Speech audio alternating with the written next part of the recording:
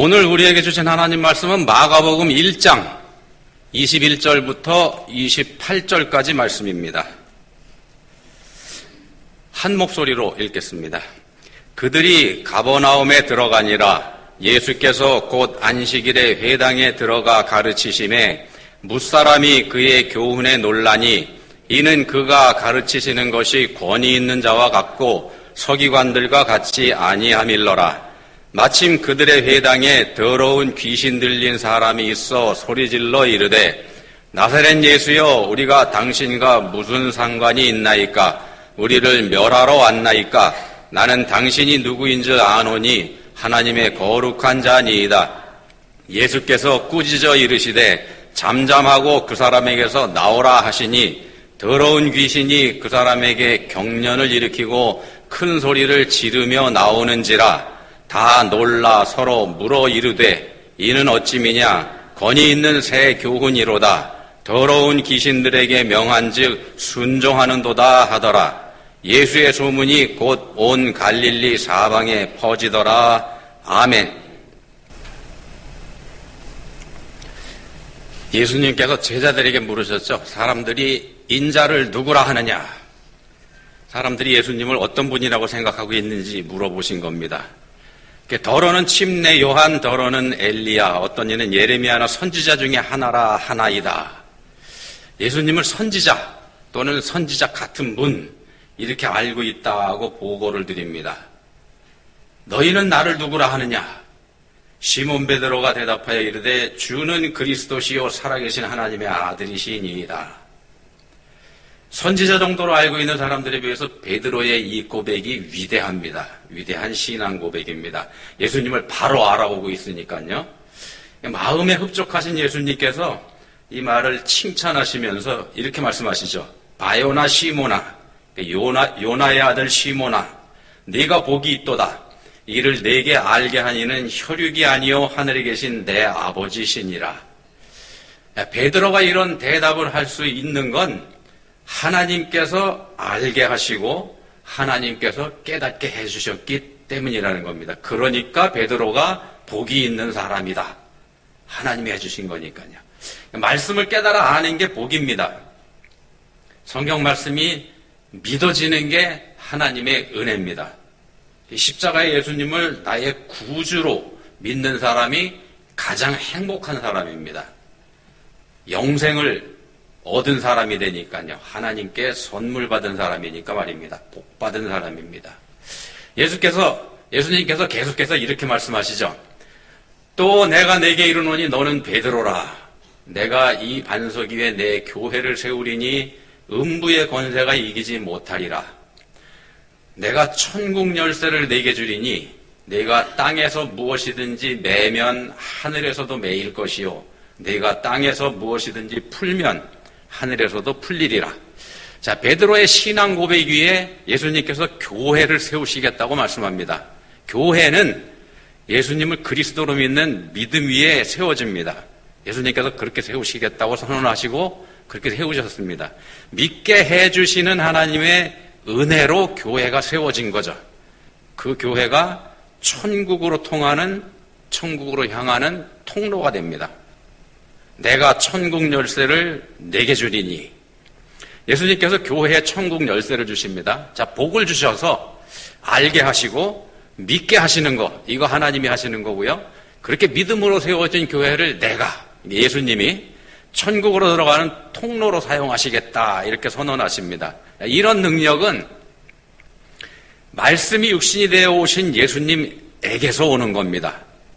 그리스도인이라 그러면은 그분을 믿음으로 따르는 사람들이고, 말씀을 전적으로 믿을 때 우리 그리스도인들에게서 능력이 나타납니다. 말씀이 예수님 자신이기 때문에 그러는 거죠.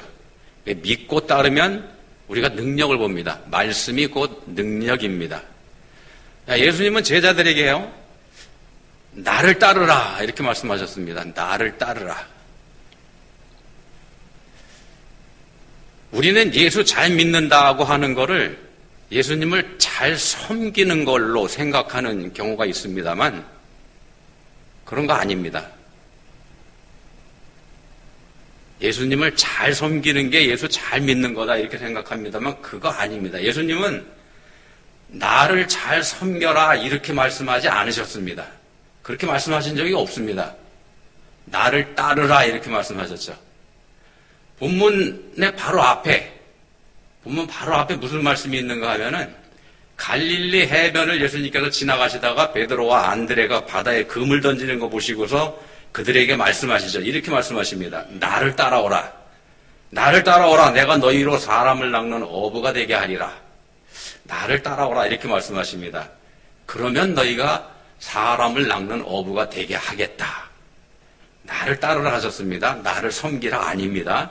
그럼 어떤 차이가 있는가? 섬긴다고 하는 거는요, 이거 능동적인 행동입니다. 자기가 하는 거죠, 자기가 하는 게 섬기는 겁니다만, 따라오라는 건 주도권을 내게 넘겨라. 그런 뜻입니다. 예수님께서 주도권을 갖고 너를 끌고 가겠다. 내가 어디로 가든지 너희는 따라올지니라. 그게 나를 따르랍니다. 베드로가 위대한 신앙 고백을 한 그 자리에서 예수님 이런 말씀을 하셨습니다. 예루살렘에 올라가서 내가 고난을 받고 죽임을 당할 거다. 이 말씀에 베드로가 태클이 걸고 나오죠. 베드로가 예수를 붙들고 항변하여 이르되 주여 그리 마옵소서 이 일이 결코 주께 미치지 아니하리이다. 예수를 붙들고 항변하여 이르되 이 말의 뜻은 예수님 붙잡고 흔들면서 예수님 가르쳤다, 깨우친다. 그런 뜻의 행동입니다. 그렇게 하시면 안 됩니다. 그렇게 하는 거죠. 우리가 예수님 잘 섬깁니다. 섬길 겁니다. 그렇기 때문에 이 일이 결코 주께 미치지 아니하리이다. 이렇게 베드로가 제자들과 더불어서 섬김을 약속합니다. 이에 대한 예수님의 답변이 이랬습니다. 사탄아 내 뒤로 물러가라. 너는 나를 넘어지게 하는 자로다. 네가 하나님의 일을 생각하지 아니하고 도리어 사람의 일을 생각하는도다. 자, 예수님을 섬기겠다는 베드로의 생각을 예수님은 사탄이라고 하십니다. 그리고 사람의 일이다. 이렇게 말씀하시죠. 사람들이 나서는 게 곧 사탄이 하는 짓이다. 그런 뜻이 됩니다. 계속해서 말씀하십니다. 누구든지 나를 따라오려거든 자기를 부인하고 자기 십자가를 지고 나를 따를 것이니라. 자, 나를 따라오려거든. 여기서도 따라온다. 따라오라는 말씀하지 섬기는 걸 말씀하지 않습니다. 예수님을 따르는 게 하나님의 일이고 섬기겠다고 나서는 게 사람의 일이 되는 겁니다. 그러니까 사탄의 지배를 받는 인생들은 자기가 하겠다고 덤빕니다. 하나님에게는 물러서 계시라 이렇게 하고 자기가 나섭니다. 그게 바로 죄죠. 그게 바로 죄입니다. 그걸 사탄이라는 놈이 섬김이라고 포장을 살짝 해놓습니다. 그렇게 되면 우리가 속아 넘어가기 십상입니다. 이거 잘 분별하셔야 됩니다.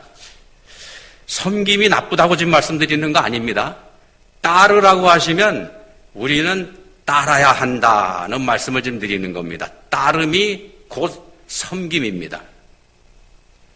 나를 따라오라 이렇게 말씀하셨을 때 그 말씀대로 따르게 되면 어떻게 되는지 그걸 본문에서 보여주는 겁니다. 나를 따라오라 내가 너희로 사람을 낚는 어부가 되게 하리라 하고 말씀하신 예수님께서 그 제자들 따라오는 제자들을 데리고 첫 번째로 가신 곳이 본문에 있는 가버나움의 회당입니다. 첫 번째로 가신 곳입니다. 여기서 말씀의 능력과 권위를 제자들에게 직접 보여주고 확인시켜 주시는 겁니다. 권위 있는 말씀이 선포됐을 때 귀신의 정체가 들통이 나죠. 본문 23절에서 말씀합니다. 마침 그들의 회당에 더러운 귀신 들린 사람이 있어 소리질러 이르되, 말씀이 선포되니까 귀신이 소리를 지릅니다. 말씀의 능력이 나타나는 거죠. 나사렛 예수여 우리가 당신과 무슨 상관이 있나이까. 말씀 듣는 건 이제 견디기 힘들어하는 겁니다. 견디기 힘들어합니다. 자기들을 간섭한다 이렇게 얘기하죠. 귀신들이 하는 말입니다. 말씀이 선포되자 그 권위에 눌려 견디지 못하고 귀신이 발광을 하는 겁니다. 귀신들이 괴로워하는 이유 뭘까요? 자기들 마음대로 할 수 없게 되기 때문이죠. 자기들 마음대로 할 수 없게. 그럼 귀신들이 하고 싶은 일이 뭔가? 귀신들이 하는 일이 뭘까요? 하나님 일 방해하는 겁니다. 근데 말씀은 하나님 뜻을 선포합니다. 말씀에는 하나님이 하시려는 일, 하나님의 뜻, 이게 거기에 들어있죠. 근데 그게 듣기 싫은 겁니다. 그래서 소리 지르고, 그래서 귀신이 발광을 합니다. 그래서 귀신에 대해서 잠깐 한번 말씀드리면은요, 귀신이라는 존재 있습니다. 귀신이 있습니다. 요즘 세상에 귀신이 어딨냐? 그런 미신이 어딨냐? 지금 세상이 어떤 때인데? 이렇게 얘기하는 사람들 있습니다만, 귀신은 분명히 있습니다. 지금도 사람들 사이에서 활동하고 있습니다. 드러나지 않을 뿐이죠. 영적인 존재이기 때문에 우리한테 쉽게 드러나지 않을 뿐입니다. 성경에 보시면은 마귀라는 것도 있고 귀신이라는 것도 있고 그렇습니다. 이게 두 가지가 나오는데, 마귀는 사탄을 가리킵니다. 하나님께 반역해서 하늘에서 쫓겨난 타락한 천사, 우리가 천사장 이렇게 얘기하죠. 그 귀신은 그게 이제 마귀고요. 타락한 천사장, 쫓겨난. 귀신이라고 하는 건 사탄이 그렇게 타락해서 쫓겨날 때 그쪽에 붙은 천사들입니다. 그래서 타락한 천사의 무리가 귀신입니다. 마귀가 우두머리고 귀신이 마귀의 졸개들입니다. 그래서 성경에서 보시면, 원어로 보시면은 마귀는 단수로 나오고 귀신은 복수로 나옵니다. 우리 한국 샤머니즘 전통에서도 귀신을 얘기하죠. 한국 그 샤머니즘 전통에서 얘기하는 귀신이라고 하는 거는 죽은 사람의 영혼을 얘기합니다. 죽은 사람의 영혼이 돌아다니다가, 귀신이 돼서 돌아다니다가 사람들을 해코지한다. 이렇게 우리 옛날 사람들이 그렇게 믿었습니다. 죽은 영혼이 귀신이 돼서 돌아다니다가 사람들을 해코지하니까 사람들은 그 귀신이 해코지 못하도록 귀신을 달래야 되죠. 달래는 게 이게 제사입니다. 무당들이 구슬할 때도 그러지 않습니까?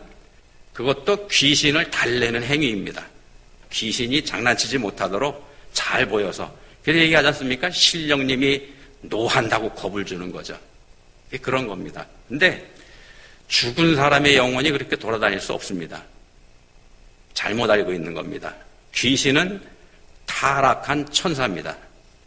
분명히 아시면 좋겠습니다. 자, 하나님의 말씀은 구원의 그 목적이 있습니다. 하나님 말씀은 구원의 초점이 있습니다. 겁주려고 하는 거 아닙니다. 우리한테 겁을 줘서 복종하게 하는 그런 거 아닙니다. 겁을 줘서 자기한테 복종하게 만드는 건 이단들이 써먹는 방법이죠. 이단들이 전문적으로 써먹습니다. 하나님의 형상으로 지음받은 인류가 회개하고 하나님 품으로 돌아오게 하는 것, 이게 말씀 선포의 목적입니다. 회개하고 돌아오게 하는 것, 그래서 구원받는 것, 이게 말씀의 목적입니다.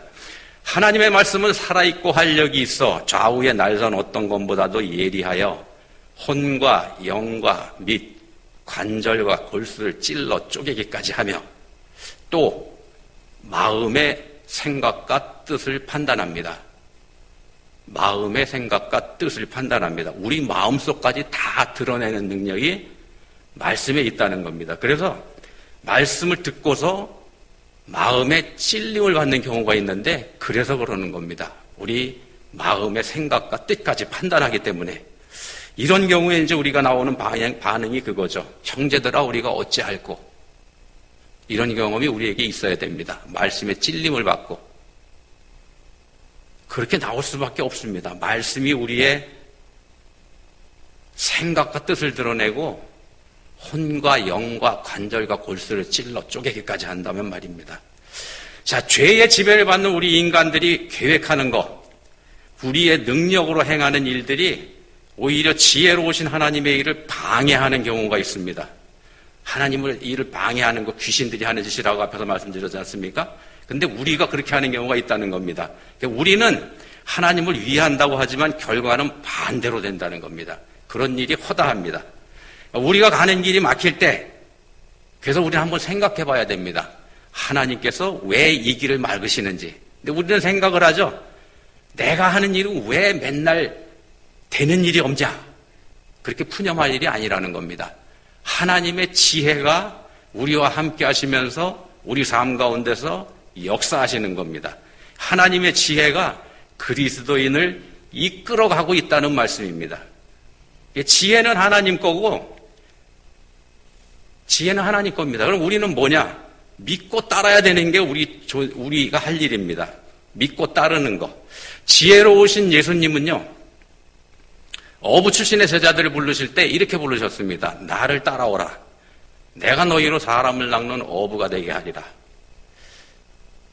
사람을 낚는 어부가 되게 하리라. 어부들인 제자들을 불러가지고 정치를 잘하는 권력자를 만들거나 돈을 잘 버는 경제인을 만들거나 그렇게 하시겠다고 말씀하지 않으셨습니다. 그대로 어부입니다. 그냥 어부. 너희가 어부니까 내가 그냥 어부로 너희 쓸 거야. 잡는 대상이 달라질 뿐이죠. 이게 무슨 뜻인가 하면요. 예수님 따라가기만 하면 된다는 겁니다. 어부를 어부로 사용하시겠다는 얘기는 너희가 할 수 있는 일 내가 시킨다. 너희가 할 수 있게 한다. 그런 뜻이 들어가 있습니다. 어부, 너희가 어비지? 너 그거 익숙하지? 내가 그 일 계속 하게 할게. 다만 대상을 바꿀 뿐이죠. 원래 성경에서 어부는요. 심판을 집행하는 사람들입니다. 예레미야 16장에 보시면 이런 말씀이 나옵니다. 여호와의 말씀이니라 보라 내가 많은 어부를 불러다가 그들을 낫게 하며 그 후에 많은 포수를 불러다가 그들을 모든 산과 모든 언덕과 바위 틈에서 사냥하게 하리니 그들이 내 얼굴 앞에서 숨기지 못하며 그들의 죄악이 내 목전에서 숨겨지지 못함이라. 낚시로 물고기를 한 마리 한 마리 낚아내지 않습니까? 그렇듯이 하나님의 눈을 피해서 숨어있는 악인들을 하나하나 낚아 올리는 역할을 하는 사람들로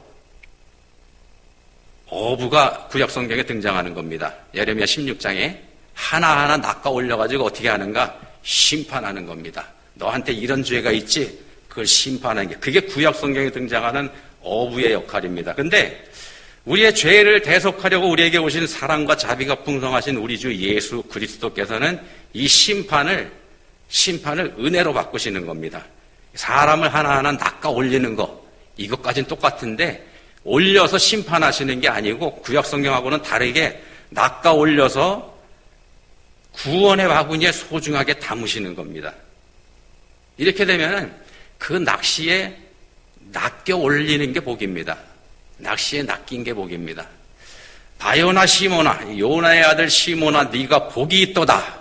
이를 내게 알게 하냐는 혈육이 아니요 하늘에 계신 내 아버지시니라 하고 말씀하신 것처럼 우리가 그 낚시에 낚이는 것 이게 하나님의 은혜입니다.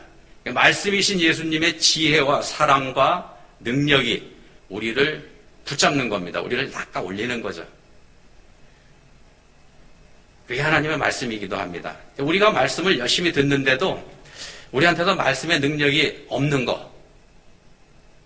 우리한테 말씀의 능력이 잘 안 나타나죠. 왜 그런가? 악한 세력들이 방해하기 때문에 그렇습니다. 악한 세력이 우리가 말씀 듣는 걸 방해하고 우리 안에서 말씀이 역사하는 걸 방해합니다. 본문에서 귀신이 회당 안에까지 들어와 있지 않습니까? 그것처럼 우리 가운데 와서 방해한다는 겁니다. 어떻게 되는가? 쫓아내야 되는 겁니다. 그걸 쫓아내야 되죠. 어떻게 쫓아내는가? 답은 하나입니다. 믿음입니다. 믿음이 답입니다. 말씀에 전적으로 순종하는 믿음이 있을 때, 말씀에 전적으로 순종하는 믿음이 있을 때 우리가 악의 무리에게서 해방받지 않게 된다는 말씀입니다. 어렵게 들리실 수 있는데 쉽게 예를 들어서 설명을 드리면 아브라함을 예를 들 수가 있습니다. 이렇게 하시는 겁니다. 아브라함을 믿음의 조상 이렇게 얘기하죠. 하나님을 알지 못하던 아브라함이 전혀 알지 못하던 아브라함이 하나님을 믿는 믿음을 갖게 되는 그 과정이 하나님을 전혀 알지 못하던 우리가 어떻게 믿음을 갖게 되는지를 알게 하는 그런 그 샘플이라는 의미에서 아브라함을 믿음의 조상 이렇게 얘기합니다. 자, 그 아브라함이 독자 이삭을 바치라는 하나님 말씀에 망설임 없이 순종하기까지 믿음이 자라게 되죠. 하나님이 그렇게 이끌어 가신 겁니다. 아브라함이 자기 믿음을 키운 게 아니고 하나님이 그를 그렇게 이끌어 가셨습니다. 그래서 믿음의 조상입니다. 하나님이 우리도 그렇게 이끌어 가시니까 자, 자기가 하나님을 섬기겠다고 나선 게 아니라는 말씀 드리는 겁니다. 이 아브라함에게 단지 하나님만을 향한 믿음만 있었던 게 아닙니다. 아브라함을 가만히 보시면은요, 함께 하나님을 믿는 믿음과 함께 키워져 갔었던 게 뭐냐 하면 아브라함의 믿음은 그의 삶에서 주변 사람들을 향한 믿음으로도 함께 드러납니다. 하나님을 믿는 그 믿음으로, 그 믿음 가지고 사람도 믿었다는 말씀입니다. 사람이 믿을 만한 존재 아니죠. 근데 믿었습니다. 어떻게 믿었나? 조카 롯을 믿었습니다. 갈 곳을 먼저 선택하라. 믿고 양보하지 않습니까? 이삭을 결혼시킬 때에는 종을 전적으로 믿습니다. 가서 며느리감 데리고 와. 이렇게 하지 않습니까? 믿지 않고 못하죠. 아들 이삭도 믿었습니다. 자기를 제물로 잡아들이려는 아버지 뜻에 아들이 순종할 거라고 믿었습니다. 그때 상황을 보시면은 실제로 이삭이 아버지의 그 뜻에 순종해서 제물이 됩니다. 묶여서. 생각을 해보십시오. 100살이나 더 먹은 늙은 아버지한테 청년 이삭이 붙잡혀서 꽁꽁 묶여서 제물로 올라간다는 게 말이 됩니까? 아들 이삭이 순종한 겁니다. 아브라함이 그걸 믿고 아들을 데리고 간 겁니다. 야, 그러면 아내는 어떨까요? 사라. 아브라함이 2번이나 팔아먹지 않습니까? 우리 같으면은요, 한 번만 그래서도 사생결단 내죠. 그게 우리가 하는 일입니다만, 사라는 2번씩이나 당하면서도 그에 대한 반응이 없습니다. 성경에 잘 읽어보시면 아무 반응이 없습니다. 그런 일들 후에 오히려 사라가 남편 아브라함에게 하가를 붙여줍니다. 그리고 그런 일들이 있은 후에 이삭이 태어났다는 거, 우리가 이게 관심 있게 봐야지 됩니다. 사라한테 반응이 없었다는 얘기입니다. 사라가 남편 아브라함을 신뢰했다는 말이 됩니다. 이 말이 됩니까? 이게 둘 다 대단한 사람들이지 않습니까? 그만큼 사라에게 아브라함이 진실했었다는 얘기가 됩니다. 남편 아브라함이 진실하니까 그 남편이 자기한테 무슨 짓을 하더라도 아내가 믿었다는 말씀입니다. 남편의 그 진실을 사라가 경험적으로 알았기 때문에 전적으로 믿은 겁니다. 설령 자기를 팔아먹더라도. 사람을 대하는 게 믿음의 척도인 셈입니다. 이웃사랑 없는 하나님 사랑, 그런 거 없습니다. 하나님 사랑과 이웃사랑 하나입니다. 별개가 아닙니다. 둘 중에 하나가 아니고 둘 다입니다. 말씀에 이끌릴 때 그렇게 될 수밖에 없기 때문에 그렇습니다. 둘 중에 하나만 한다면은요, 둘 중에 하나만 내가 붙잡고 산다 그러면 그 틀림없이 자기가 살아있는 겁니다. 내가 섬긴다면서 나서는 거, 자기가 살아있는 상태, 자기라는 귀신 얘기하는 겁니다. 자기라는 귀신. 그 자기 귀신, 그걸 죽여야 된다는 말씀입니다. 그 자기 귀신을 죽이지 않으면 어떻게 하는가? 귀신이 소리 지릅니다. 어떻게 소리 지르냐고요? 내가 십자가를 지고 간다고 소리 지릅니다. 내가 이렇게 수고한다고 소리 지르고 무거워 힘들어 죽겠다고 소리 지릅니다. 이런 나를 좀 보라고 그렇게 소리 지릅니다. 갈라디아 5장 24절에서 말씀합니다. 그리스도 예수의 사람들은 육체와 함께 그 정욕과 탐심을 십자가에 못 박았느니라. 그리스도인들은 십자가에 못 박힌 사람입니다. 어떻게 자기가 못 박힐 수 있을까요? 자기가 자기를 못 박을 수는 없습니다. 그건 못하죠. 남이 나를 못 박는 겁니다. 남이 나를 못 박을 때 못 박으라고 나를 내주는 거, 그게 예수님 방식입니다. 그리스도인은 그런 예수님을 따르는 사람이고요. 예수님 나를 따르라 하셨습니다. 사라가 아브라함을 믿고 따라간 것처럼 그렇게 하는 게 따르는 겁니다. 말씀을 전적으로 믿고 순종할 때 우리한테서 그렇게 할 수 있는 능력이 나타납니다. 말씀의 능력이 그렇게 죽은 나를 다시 살립니다. 믿고 따라 보시기 바랍니다. 기도하시겠습니다. 하나님 아버지, 말씀의 능력이 귀신의 존재를 들통냈습니다. 들통난 귀신이 말씀 앞에서 발광하는 모습 본문을 통해서 봅니다. 이제는 저희 안에 숨어있는 나라고 하는 귀신의 존재까지도 드러날 수 있기를 원합니다. 그 나를 죽이고 나를 따라오라 하는 주님 말씀에 순종하는 저희가 다 되기 원합니다. 저희에게 은혜 베풀어 주셔서 말씀의 능력에 붙잡혀 살게 해주시기 원합니다. 예수님 이름으로 기도합니다. 아멘.